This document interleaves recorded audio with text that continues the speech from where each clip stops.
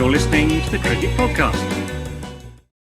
Hello, everyone, and welcome to the Cricket Podcast, where Kohli has done it, Shami has done it, and most importantly, India have done it. They've made it to the Cricket World Cup final. They more than deserve it, I think it's fair to say, over the course of not just this match, but the 9 preceding games. I'm Jack Hope. I'm joined by Max Rowe-Brown, and we're going to talk about all of the action from today's semi-final, aren't we, Max? We are. We certainly are. And it's a good day. Good semi-final. Enjoyed it. It was, yeah. Off the bat, what are your first thoughts? Like, what's your initial takeaway from proceedings? I'd say, you know what? To be fair, quite a lot in line with what we thought might happen. Right, the toss. India won the toss, and they got off to a flying start. It was a lot trickier for New Zealand with the power play, with the ball moving. India bowled pretty well after the first couple, which were a bit wayward, but once they dragged things back, they extracted swing and seam, and it looked tricky, and they bowled nicely, and it was just another demonstration from this India side of how good they are in all facets of their game, really. So they're looking strong still. No choking. Got to be pretty happy as an Indian fan, haven't you? Yeah, it was a close-ish game. I wouldn't say it was close in a way, in that New Zealand never let the game die. It retained interest for 40 overs of the chase, which is it's not bad, is it? It's better than a lot of what we have had. So yeah, it wasn't a bad game, and I think commiserations as well to New Zealand. If you're a New Zealand fan out there, I think the team probably did you proud, but India are just a bit too good on the day. Max, before we get into things and your summary, just a reminder for anybody watching live, make sure you hit that like button, make sure you hit subscribe. We've gone past 14,000 subscribers, so it's the road to 15k now. Let's see if we can add another 100 or so over the course of this episode. And if you're listening on Spotify or Apple or whatever it is there, I don't have the specific subscriber counts, but they're pretty high, and we'd like them to go up as well. So, follow along, tell your friends. Max, what happened in the cricket for anybody who is catching up? Well, Jack, what happened on the pitch was good. We enjoyed it, but obviously there was a bit of a distraction before things got started. A lot of the talk was about what was going on off the pitch, because David Beckham was in the house. Everyone, David Beckham was there in Mumbai, stealing the show from everyone. Clearly there to promote his new documentary. So that took a lot of the column inches before we got going. But once we did finally get going, it was same old for India, and Rohit Sharma in particular, blasting the New Zealand opening bowlers all over the park and getting India off to a lightning quick start. When he fell, Shubman Gill took over the mantle of pulverizing the New Zealand attack. And Virat Kohli went about his way with serene progress after the fast start that India went to. And they never looked back, did they? A majestic 50th ODI century for Virat Kohli, putting him out ahead of his own accord now from Sachin Tendulkar. Shreyas Iyer with a really, really impressive 150 strike rate to really put the pedal to the metal. And 397 was the final score that India managed to get to with a bit of help from KL Rahul at the end. Pretty impressive. Always looked like it being a tough chase for New Zealand. And so it proved with, again, a fast start, like I said earlier, a bit wayward from India at the beginning, but once they got things back, it looked tricky. Seam, swing, Conway Ravindra both fell, and after the power play, 46 for 2, I think New Zealand they were well behind the game. But they did come back into it. They grew, and by the 30th over, they weren't far off. They were pretty close, actually, to India's score at the time, and you thought there might be something in this, a little twist in the tail. But no sooner did that thought enter my head, Kane Williamson holed out to the boundary, and that was pretty much it after Tom Latham went quickly. Glenn Phillips with a brief salvo of 40, but it was after that Williamson wicket. It was never really going to happen. But obviously, once again, the man of the hour with the ball, Jack, Mohammed Shami, 7 wickets for 57. His third fifer of the World Cup. He's only played like 7 games. It's absolutely ridiculous. That Hardik Pandya injury is the best thing to happen to India in a World Cup in a long time. Oh, it's a bold statement, but Mohammed Shami is certainly backing up that statement with some pretty remarkable performances. It's kind of mad, actually, if you think back, that the debate when Hardik was injured was sort of like, do India go with Shardul Thakur here? That's a debate that is well and truly closed now. I mean, it was amazing from Shami. I think let's start there. I think that's a really good point. We'll get to Kohli. We'll talk a little bit about the pitch, probably a little bit of Rohit Sharma love and some Daryl Mitchell chat in there too. But Shami, player of the game, more than deservedly so. 7 wickets in an ODI, that doesn't happen very often. In fact, they may even be the best figures by an Indian bowler in an ODI, certainly at the World Cup, which is decent. That's a nice thing for your Palm d'Or, isn't it, as they'd say in cycling? I think you could make a pretty strong case now, in fact, Max, that this is sort of the crowning achievement of India's greatest ever World Cup bowler. Would you agree, or am I going in too strong? Is that too much recency bias? Possibly a bit of recency bias, but I think he's making a good challenge to be player of the tournament just from how consistently impressive he's been. There's the guys at the top of the run charts. We've got multiple hundreds in there. They'll obviously be having their own say, but I can't think of. And maybe it's helped a little bit by the fact that he just joined us halfway through the tournament. But the impact that he's had with the ball, I can't remember seeing anyone be quite so impressive in an ODI tournament. I think that's fair. I mean, certainly not in recent years. Like it's been astounding, and it's happened at all parts of the innings as well. Shami, particularly in T20, has got a bit of a reputation as being great up front, maybe a bit leaky at the death, not an ideal death bowler, but he's been unplayable in the power play, like pretty much.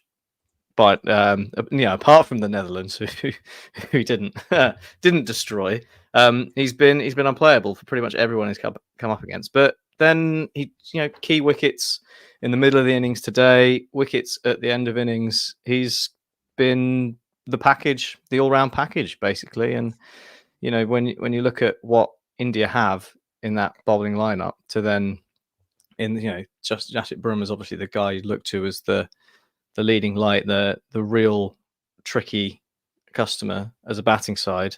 When you then throw in Mohammed Shami playing the way he is, it just becomes a Herculean effort to overcome this India bowling attack. And I've been super impressed. He's always been billed as a bit unlucky with the red ball, isn't he? Always beating the outside edge. Never quite getting the wickets he deserves. But he's definitely getting the wickets he deserves in this World Cup. Yeah, without a shadow of a doubt. I think he's the first player to take 3 fifers in a World Cup. So there's a bunch on 2. I think he has 4 or 5, in his career now, which is the most as well, I believe. He in this game, Max, got the entire top 5 out, which is pretty impressive. Which is kind of, the only person who's come close to that in this World Cup is run out. For that Netherlands game. And in the context of the match as well, and not only did he get the 2 openers and put the Kiwis under massive pressure with that huge score on the board, but when they did get a partnership together, over 150 runs between Williamson and Mitchell, and were just edging themselves back into the game. Now, it wasn't 50-50 or anything like that, but let's say their chances were 20% at that point in the innings. Like it was a scenario where you could see a realistic chance for New Zealand winning. He comes back into the attack after we'd seen a little spell from Bumrah, who'd been ineffective actually, and immediately gets Kane and then bowls an absolute peach to the new batter Latham, and that is pretty much all she wrote. I mean, he must be an absolute dream as a captain to turn to. Like first change, wickets, later in the game, wickets. He's a complete force of nature, isn't he? Yep. I mean, I said 6 or 7 games earlier, didn't I? 6 games, 23 wickets, an average of 9 in this World Cup. I mean, like that's just cheating, isn't it? Here we were at the start of the tournament. Ross being all like, they're going to pick Shardul Thakur. They're going to go safe. It's going to be a disaster. Well, maybe they were listening, and maybe they wanted to stick 2 fingers up to Ross Legg and play Mohammed Shami and show them that they are brave. And yeah, glad they did. It's been a tour de force. I mean, I have heard that before India matches at this World Cup, they've been playing clips of Ross slagging off various players to hype themselves up for the game. That obviously explains why Kohli and King Legend are doing so well. Yeah, they played me just in the dressing room before this game, didn't they? Saying that they were disrespectful to the Netherlands. Shami, he was fantastic. You're not going to get. I mean, it's really, really basic analysis, but you're just not going to get a better bowling performance there on a wicket where there wasn't loads in it for the bowlers. There was a little bit more in the second innings, but at the time, a road. At the time, everyone else was going 6.5, 7 over, no wickets, not looking threatening. And Mohammed Shami was on something like 4 for 26 off 5 overs. It was just a different class to everyone else. And when you're a different class to bowlers of that caliber, it just shows you how impressive he's been. Yeah. The other big news, obviously, from the perspective of magnificent individual performances on the India side, because Daryl Mitchell was good, and I think we'll get to him a little bit later in the show, maybe, is Virat Kohli breaking the record for most centuries. I think there was like a cosmic alignment for this. I believe the 15th of November, Max, is the date of Sachin Tendulkar's first and last games for India. Obviously, he was the previous record holder. Sachin Tendulkar's, clubhouse, basically, the Wankhede Stadium in Mumbai. So for Kohli to do it there in a World Cup semi-final, no less, did feel like there was an element of divine intervention involved, didn't it? Do you want to talk about your feelings at that moment? Yeah, I did a bit of a monologue when he reached the 49. So I don't want to just reprise that. You can go back and listen to that. I think I was nice about Kohli. We tried to get Ross to be nice, and then he did his usual of starting being nice and then finding something to criticize him for. But it was a perfect example of a Virat Kohli 100 today, wasn't it? I think that's what was so nice about it. He came in, he took a little while to get going, but that was absolutely fine because he's playing in this team unit where they get off to such a fast start. It gives Virat Kohli and Shreyas, maybe didn't need it so much today, but the guys at 3, 4, 5, a bit of time just to get in, score those runs freely at a decent rate in those middle overs, which are notoriously tricky in one-day cricket, and then speed up at the end. And that's exactly what happened. It was the perfect blueprint, I think, of that middle overs ODI 100, and a perfect blueprint of how Virat Kohli goes about his cricket. I think it was 203 for none India got off the middle 30 overs today, and that's a really, really impressive effort, and it allowed them to then score the 118 they did off the final 10 overs. It was good. He sped up at the end, and it was just a nice celebration as well, in real contrast to when he equaled the record. When he equaled the record, there was this sort of sense of gravity of the situation where he just sort of realized what he'd done and drank it in, but didn't I wouldn't say over celebrate, but there wasn't like this macho cathartic expression of joy. It was took the helmet off and just lapped it up. It was like, realizing what a magnificent achievement it was.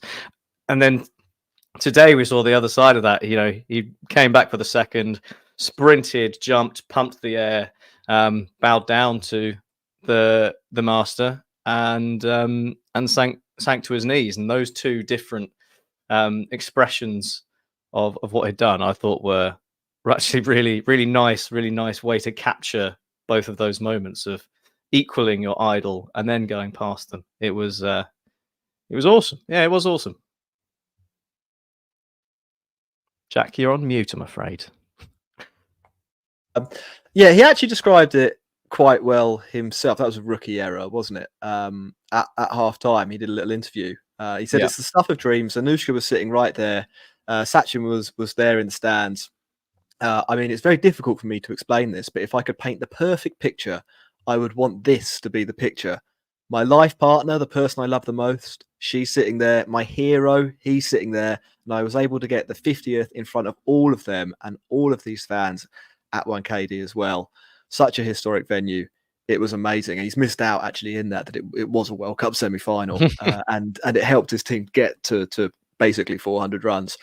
It's an incredible achievement. It's a relentless dedication to his art form, his passion, his science, whichever way you want to package it up. And I really highly doubt Max will ever see the like again. I think this will be one of those records, probably like Muralithan's 800 wickets, which is just, carved in stone now. Yeah, and I don't think the amount of ODI cricket we're going to see is going to increase that much either. And when you think about the rate, the efficiency at which Virat Kohli has been churning out these hundreds, like one every 5 games or something in ODI cricket, even if someone does better than that in the future, they're probably not going to get to 50. So he's going to have a good few years left. Yeah, I reckon to add to the tally. So yeah, I think it's definitely probably want to stay for forever.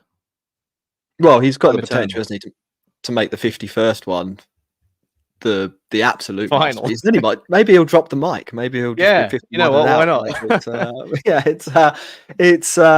It was great. It was great from him. Also backed up as well, we should say, by Shreyas Iyer with a brilliant 105 off 70 for him. I think this is his home ground, and I think he has some bonkers numbers here in domestic cricket. So he obviously enjoyed his chance to strut his stuff in front of the adoring masses. KL Rahul, 39 off 20 for him as well. And we've said you can't do it. See, you can't do it. We've said it a bunch of times in this World Cup, but you don't want to underestimate the brilliance of Rohit Sharma and the swagger he's bringing to the game and how his performances. Foundation is almost the wrong word to describe what he's doing, because foundation implies... Well, everyone else is building the foundation. He's doing that and the first floor. Yeah, but a foundation implies that it's sort of strong, stable, safe. But it isn't like that. It's swashbuckling. It's living by the sword. It's calculated risk. It's everything that you really want in an opening bat in ODI cricket, and it leaves a template for the rest of his team to follow. It's literally leading by example, and he did it again today. A little bit unlucky not to get a 50, falling just short. I think it was the only shot he didn't have control over, or one of 2 shots he didn't have control over when he got out. So that tells you sort of how good he was from the outset. 47 runs, 4 fours, 4 sixes. So he only ran 7 of those. Absolute devastation. He doesn't want to run, does he? Why would he do that? By the big man. Well, Shubman Gill definitely didn't want to run. He went off. He was bored. went for a little rest, came out at the end, tried to get his tongue, didn't quite make it. I think as complete batting performances go, it doesn't really get more complete than that. Maybe you want the extra 3 runs just for the sake of getting to 400. Nice, but 400, yeah, it's the Indian juggernaut rolling on again. Max, any final credit to India that you want to give before we move on to part 2, where we are going to have to discuss the pitch at some point here, aren't we? And I think we should probably talk about New Zealand's tournament and the credit they leave with as well. But anything finally on India? No, just once more, well done. Congratulations to India. Congratulations to Virat Kohli, and look forward to seeing them in the final. Cool. Actually, just before we wrap things up, I did want to say happy birthday to Sunil, who has sent us a super chat on YouTube. It's my birthday today, and Team India has made my day, no doubt. It was a great birthday present from Team India to you there as well, Sunil. Your podcast is one of the best. Like your passion for the game, we like your passion for the game too. So thanks for joining us and everyone else who's there as well. Remember to like and subscribe. We'll be back in 20 seconds. You're listening to the Cricket Podcast.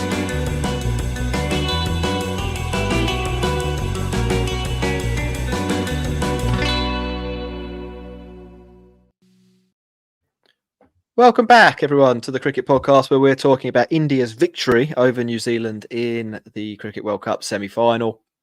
It will set up a final for them against South Africa or Australia.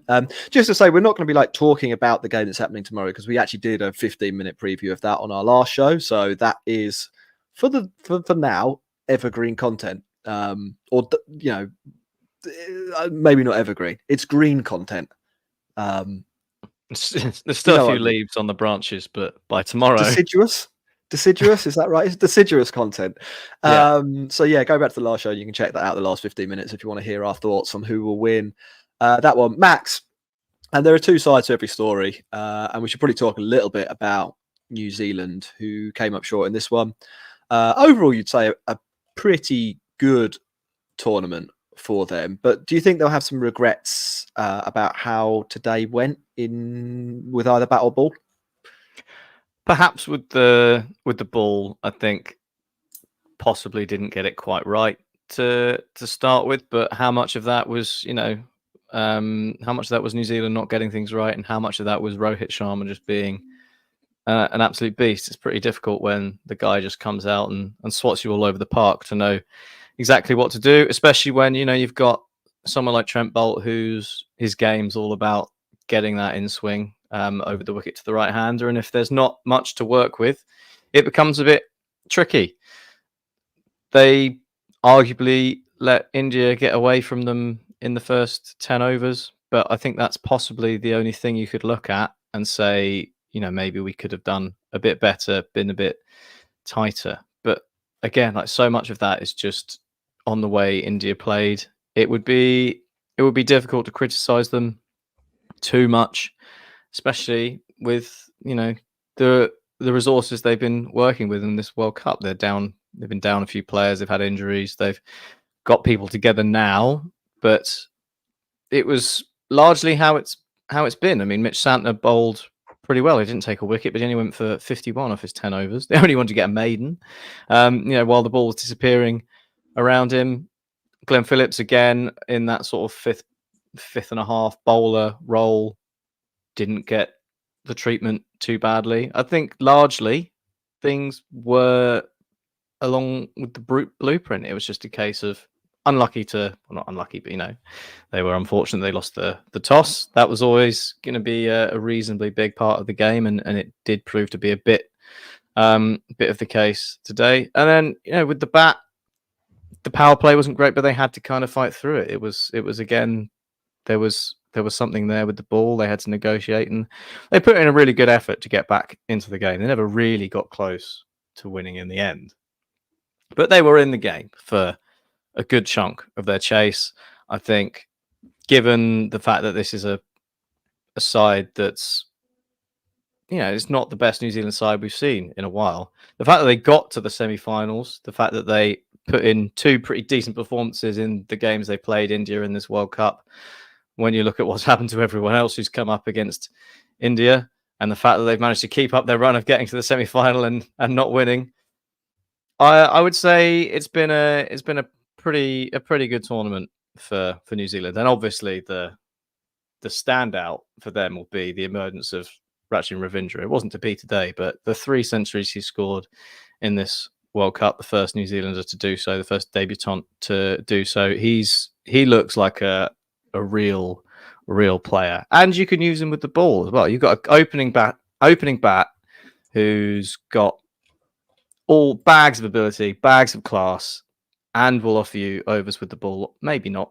that good or that penetrating, but an option to turn to. Left arm spins always handy if he can prove that side of his game a bit, and to go with the batting that's already looking phenomenal. His emergence has to be the big standout highlight for New Zealand, and something that they can look to build on for a team in the future as they look to sort towards the next cycle, I think. Yeah, I think it is. There's been maybe a little bit of a narrative around New Zealand that this was the last go around for quite a successful group of players, and certainly they can take away from this that there are some green shoots coming through in the form of Rachim Ravindra. I wonder.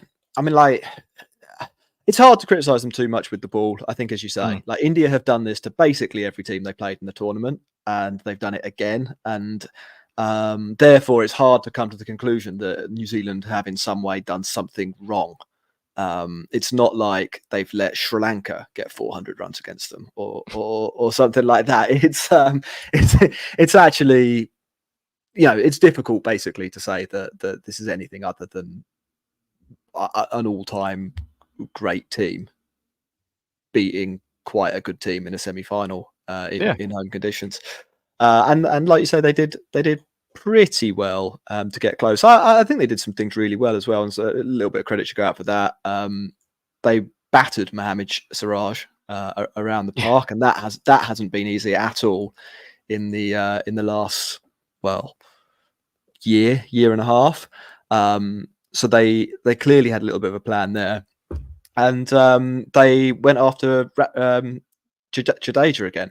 We did say in the preview that we thought they might do that, and that Jadeja for some reason really struggles against New Zealand in ODIs. And actually, if you look at his average, I think his bowling average in ODIs is 35. Against New Zealand, it's over 80 now. Wow. So well done for taking him down.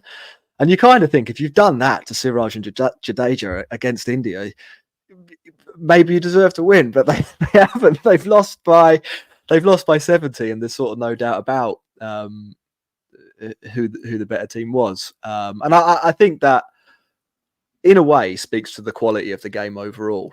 That even though we saw New Zealand come and execute some things extremely well, the other team just played a level of cricket that wasn't achievable. So well done to New Zealand, I think, overall. And it always feels a little bit condescending, though, doesn't it, when it comes to New Zealand? It's like, oh, good luck, good effort, guys. You didn't make it this time, but you played well. We respect you for nearly getting there once more.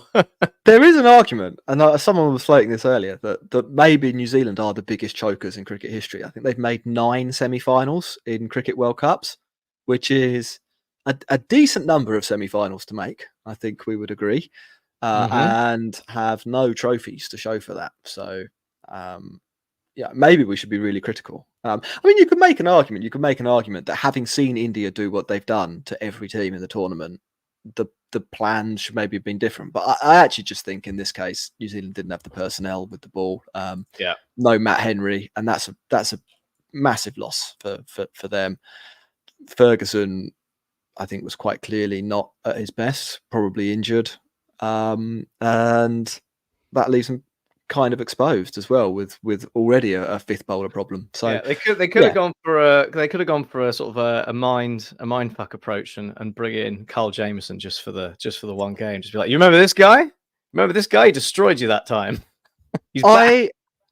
I actually thought that might have been something that they'd consider. Just like, let's see what happens. Let's just throw him in and hope for the best. But they didn't. I think what I'm driving at is maybe they could have tried some kind of curveball like that. It probably wouldn't have worked, if we're being honest. Like, it's complete speculation that would have done anything. I think another thing, just to round off on New Zealand, I think this is a fair point to bring up. But I do think they had the worst of the conditions in the game, and the evidence would back up, I think, my point of view there. 1.53 degrees of swing in the second innings, and 0.95 in the first, which is about the equivalent of a cricket ball or 2 cricket balls worth of deviation. So, like, clearly harder to bat in the second innings, at least up front.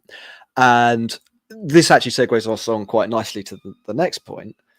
They were playing on a pitch that was being used for the third time in the tournament, and there is no doubt that did give some assistance to bowlers like Kuldeep Yadav, who was absolutely ragging the ball. Now, I know he isn't the one who ends up taking loads of wickets, but 10 overs, 56 for 1, when you're defending 400 is it's a pretty good day at the office, put it that way. Like you're certainly not letting the team down. You're not going to lose because of that. It's a positive thing you've contributed. And in fairness, Jadeja's figures sort of caught up towards the end, didn't they? He started. It was a bit expensive at the start, and by the end, he was causing problems as well. But I'm looking forward to some salt here. This is going to be good. Well, yeah. I mean, let's get into it then, because this. I would far from say I would be position myself far from saying that this overshadows the game or devalues the game in any way. And obviously, having seen the whole cricket match, I think it's probably fair to say the pitch doesn't play that much of a role in the outcome. But Max, and I'll let you do the summary for this. There is some shenanigans that happens before the game. Like, this pitch is not played on the pitch that it was supposed to be played on. And the reason for that is basically that India were able to change it, and no one could stop them. Which from a principles point of view, considering that this is an ICC tournament and a tournament that is supposed to be neutral and not one that is run by the ICC. The BCCI. The BCCI. The BCCI, yeah, same thing. Too many C's. Is problematic, I would say, Max. What happened? Yeah, so I mean, it is a bit difficult to summarize, because there's various tidbits of information flying around. It's difficult to know what the full picture is. I'm sure we may not even ever know what the full picture is, or it may come out in a couple of days, or we'll see. But as we understand, the situation is essentially that prior to the tournament, there was an agreement about which rotation of strips were going to be used at the Wankhede, with a view to there being a fresh strip for the semi-final, which the regulations don't say there has to be a fresh strip for a knockout game. The T20 World Cup, there was a pitch had been used once before in the semi-final, but you should also say there's a bit of a difference between a game that's a pitch that's had 40 overs played on it and a pitch that's had 200 overs played on it. But the thing, I think the important thing to remember here is this isn't about what happened in the game, whether the pitch was fine, whether pace was difficult to play, whether someone scored piles of runs on it. That doesn't make what happened acceptable. This is about the goings on before that. Essentially, it doesn't make things, doesn't absolve them of any guilt, essentially. But so it was going to be on a fresh pitch. Then essentially at the last minute, it was changed to a pitch that had been used twice. I think they'd already planned to set up the stump mics and the camera. There's a lot of stuff that goes on when you tell the media what pitch a game is going to be played on, that they have to set up to get all the TV and all the audio and DRS and all that stuff sorted. That was all changed at the last minute. There's a pitch consultant for the ICC. They were told but not consulted, and he discovered that this has happened a few times in Ahmedabad. Which the interesting bit here was that apparently the Gujarat Cricket Association said they were told to do it by the BCCI, and the BCCI said, no, Gujarat. It was they suggested it, so that's a bit interesting. But essentially, we've got a situation where there was supposed to be a fresh pitch, and then at the last minute, someone decided that there wasn't, and we don't know exactly why. There was a statement from one Mumbai Cricket Association said there was an unspecified issue with the pitch. I think if there were an issue with the pitch, maybe specify what the issue is rather than just randomly saying there was something wrong with it, because that makes it sound even worse. Because if there is actually a problem, then that's totally fine, right? Like that might be the case. The pitch that they prepared, the fresh one, might actually have been really bad, and they were like, well, let's go for this one because we've seen it play and it's been fine. But they didn't actually say what the problem was. So that's an issue. And I think there's a couple of other bits, and I mean it's a little bit rumory now, which so I'm not going to like go and say that this proves anything. There's a few people no smoke without fire, Max. No, but there's a few people saying some stuff like after the Netherlands game, BCCI asked for all the grass to be removed from the Mumbai wicket because they wanted a slower pitch because they thought that would benefit them. Again, just because it wasn't slow doesn't mean that makes it okay. We don't know if that. I would say. Yeah, we don't know. We don't know if that actually happened, but it all adds, doesn't it, to like basically the sense of injustice or like underhand tactics. And the thing for me, the thing that annoys me the most about it is not necessarily that like it happened. It's just like, why are you doing it? Like this India side has been proven over 9 games to be way better than literally everyone else, right? This is like, it's a showpiece game. We've seen Kohli break the record for ODI 100. We've seen Mohammad Shami take 7 for 57. We've seen a really good game of cricket. And the fact that we're now sitting here talking about this pitch stuff, and the fact that actually if you just go onto the internet and search for like 2023 World Cup cricket semi-final, like the top 5 articles are all about the fact that there was this change of pitch at the last minute and there's controversy and there's a storm around cricket, and it just looks really bad for a World Cup and for the sport that this is what's happened, because we should be celebrating an India side that's brilliant and in the final we should be celebrating Virat Kohli, and like all this weird shenanigans has gone on, and it's sort of invited controversy that really doesn't need to be there, because like just stick with the pitch you're going to play on because you'd probably won anyway because you're better than New Zealand and you're better than everyone else. Like why are you doing it? I don't know. It doesn't make any sense to me. Yeah, I mean you summed it up pretty well there. I think it was supposed to be on pitch 6 and it was supposed to be on 7 and it was on 6. Yeah, it was on 6. The pitch consultant for the tournament apparently quite upset with how this has played out. Also said, and this story is broken by Lawrence Booth of the Daily Mail, which is probably the only reference to the Daily Mail we will ever make on the cricket podcast, but to attribute it properly, and obviously talk to somebody, and the insinuation was that the pitch consultant, the ICC's pitch consultant, wasn't confident that the same thing wouldn't happen again for the final if India made it, and that is a problem. Like it is a problem. It's as you say, Max. Optics wise, absolutely fucking embarrassing for cricket that this sort of thing is happening. And we're not, by the way, for like anyone who's saying crime or whatever, like we don't give a shit who wins this match. I mean, like it's much better for us actually if India win, from a purely numbers perspective. Like a New Zealand final, no good for the cricket podcast. So set that to the side for a second. We're not doing this out of some sort of bias. We are talking about facts. This isn't speculation. This was supposed to happen a certain way. It was agreed with the ICC it would happen a certain way.